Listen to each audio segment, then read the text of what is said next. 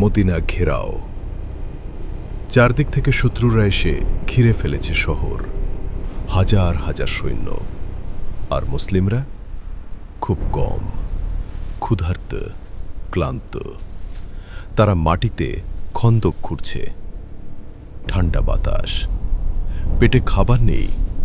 এক সাহাবী নিজের পেট দেখালো, পাথর বেঁধে রেখেছে ক্ষুধা চাপার জন্য। রসূল সাল্লাল্লাহু আলাইহি ওয়াসাল্লাম দেখালেন তার পেটে 2টা পাথর।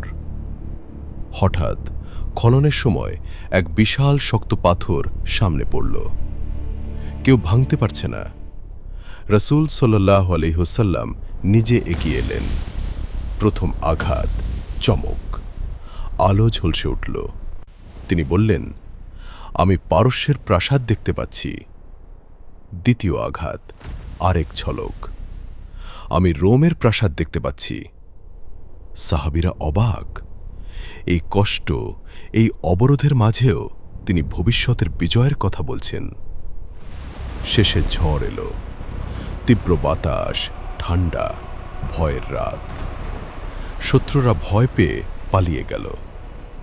এই গল্প শেখায়, সবচেয়ে কঠিন সময়েও মুমিনের চোখ থাকে ভবিষ্যতের জয়ে, কারণ সে জানে আল্লাহর ওয়াদা সত্য।